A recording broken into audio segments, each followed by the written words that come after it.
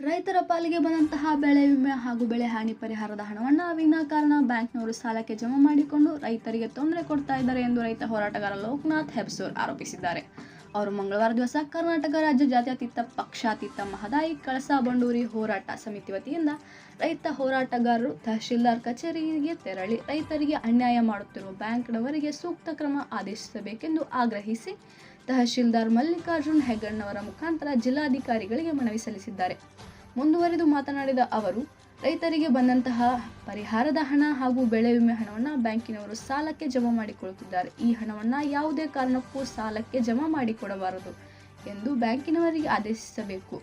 ನಮ್ಮ ಈ ಬೇಡಿಕೆಯನ್ನು 15 ದಿನದ ಒಳಗಾಗಿ ಈಡೇರಿಸದಿದ್ದರೆ ಅನಿವಾರ್ಯವಾಗಿ ಉಗ್ರ ಹೋರಾಟ ಮಾಡಬೇಕಾಗುತ್ತದೆ ಎಂದರು. NDRF ಮತ್ತು SDRF ನಿಯಮದ ಪ್ರಕಾರ ಪರಿಹಾರ ಕೊಟ್ಟಿರುವುದಿಲ್ಲ. ಅಲ್ಲದೆ ಒಣ ಬೇಸಾಯ, ನೀರಾವರಿ, ತೋಟಗಾರಿಕಾ ಬೇಸಾಯಕ್ಕೆ ಬೇರೆ ನಿಯಮವಿದ್ದರೂ ಕೂಡ ವಿಂಗಡಣೆ ಮಾಡದೆ ಒಂದೇ ರೀತಿಯಲ್ಲಿ ಪರಿಹಾರ ನೀಡಿ, ಹಾಗೆ ಕೆಲವೊಂದು ರೈತರಿಗೆ ಪರಿಹಾರದ ಹಣ ಬಂದಿಲ್ಲ ಕೂಡಲೇ ಪರಾಮರ್ಶಿಸಿ ಪರಿಹಾರ ಹಾಕಬೇಕೆಂದು ಆಗ್ರಹಿಸಿದರು.